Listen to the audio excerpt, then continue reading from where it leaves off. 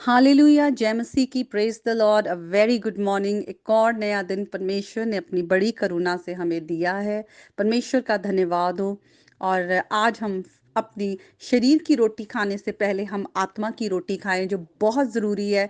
शरीर की रोटी से भी ज़्यादा ज़रूरी है। और आज आत्मा की रोटी को खाने के लिए हम बाइबल में जाएंगे। कुलूसियों की पत्री उसके 3rd चैप्टर में आएंगे।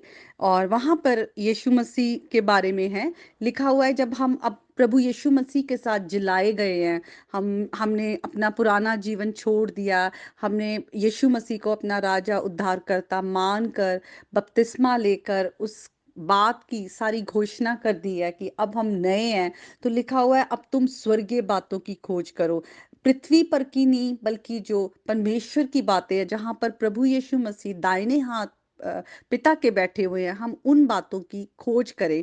तो सचमुच ये हमारा मसीही जीवन भी ऐसा है कि हम अपने पुराने जीवन को छोड़ देते हैं और अब हमारा जो जीवन है वो मसीह यीशु में छिपा हुआ है, उसकी धार्मिकता। सोचिए, आपने अपने गंदे वस्त्रों को उतार कर, कपड़ों को उतार कर, आपने नए वस्त्र जो सफेद हैं, अच्छे हैं, पवित्र हैं, प्रभु यीशु मसीह को आपने ओढ़ लिया है। आपकी गंदगी को यीशु मसीह ने दूर कर दिया, अपने लहू से धोकर आपको साफ कर दिया है। तो लिखा हुआ है, जिन बातों में तुम पहले रहते थे उन बातों को अपने अंदर से निकाल दो, उन अंगों को मार दो।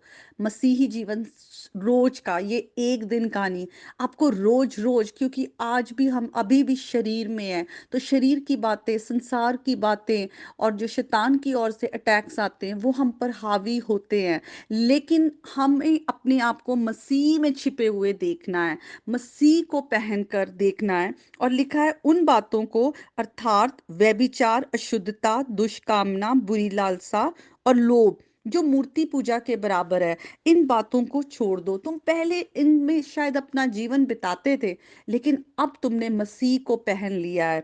अब हम उसके, एक तरह से हम उसको रिप्रेजेंट करते हैं, हम एम्बेसडर हैं प्रभु यीशु मसीह के।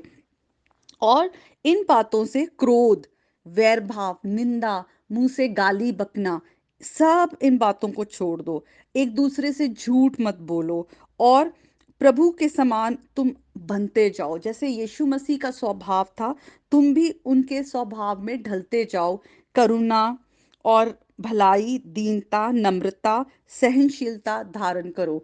तो देखिए, हमें अपनी फिजिकल बॉडी की, अपने शरीर की इतनी चिंता रहती है। हम सुबह उठते ही मुंह धोते हैं, ब्रश करते हैं, साफ सुथरे कपड़े पहनते हैं, पुराने कपड़ों को धोते हैं, इतना कुछ करते हैं।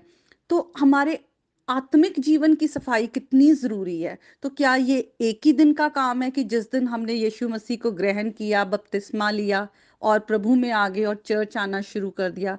नहीं, ये रोज रोज का काम है।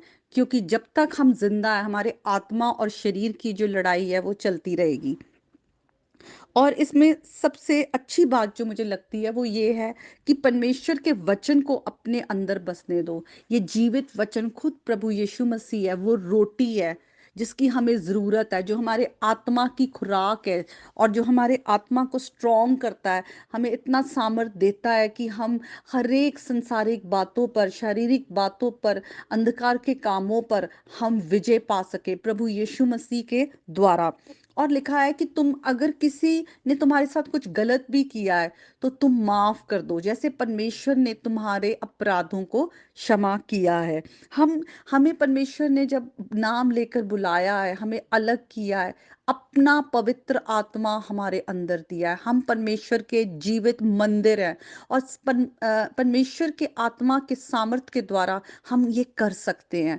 हमें पवित्र आत्मा को अपने जीवन में काम करने देना है। हमें कोई चीज दे दी जाती है लेकिन उसको इस्तेमाल तो हमें ही करना है। तो पवित्र आत्मा हमें मिला हुआ है, हम खुदा के मंदिर होते हुए हमें अपने आप को रोज प्रार्थना करना है, पवित्र आत्मा हमारी सहायता कर, हमें प्रार्थना करना सिखा, हमें वचन को बता, हमें परमेश्वर की इच्छा पर चलना सिखा।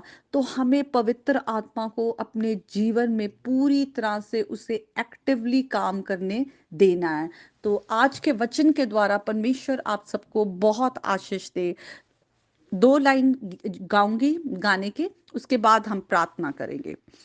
हम्म, पाक रूदी हजूरी कमाल, ਹੁੰਦੀ ਉੱਥੇ ਜਿੱਥੇ ਯਿਸੂ ਦਾ ਜਲਾਲ।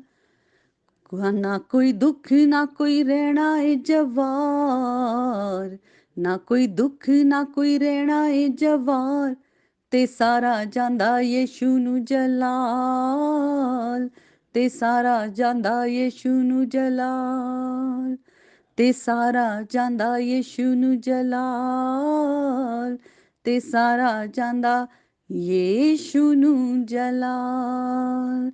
हालेलुया। आइए हम प्रार्थना करें। हालेलुया। धन्यवाद महान पिता परमेश्वर, प्रभु यीशु के पवित्र सामर्थी नाम में इस समय हम आपकी हुजूरी में आते हैं और ये समय के लिए आपको धन्यवाद देते हैं, आपके जीवित वचन के लिए धन्यवाद। आज पिता जितनों ने इस वचन को सुने पिता, ये आपका जीवित और सामर्थी वचन है। इस वचन के द्वारा लोगों के हर अंधकार, पाप और श्राप के बंधन टूटने पाए, उनके जीवन में आजादी आई, पाप को छोड़कर प्रभु वो आपकी पवित्रताई में चलने लगे। पिता परमेश्वर, आपका पवित्र आत्मा हर एक के हृदय को छुए, उनके घर घराने में पिता परमेश्वर आपका वास हो, क्योंकि वचन में लिखा है जिस घर को परमेश्वर ना बनाए उस घर में सब बातें व्यर्थ चली जाती हैं। पर पिता आप आइए, अपने बच्चों के घरों को बनाइए, उन्हें पिता परमेश्वर आप आशीष दे, उनके घरों पे आपकी शांति रहे, आपका वचन वास करे। पिता बच्चे बुद्धि समझ और ज्ञान में बढ़े, पति पत्नी एक मन एक आत्मा होकर रहे। पिता आपकी कलीसिया जो है वो पिता एक हेल्दी चर्च हो पिता परमेश्वर, और आपके बताए गए जो धार्मिकता के मार्ग है उस पर चलने वाले हो। पिता हम आपको सारा आदर मान और महिमा देते हैं। प्रार्थना प्रभु यीशु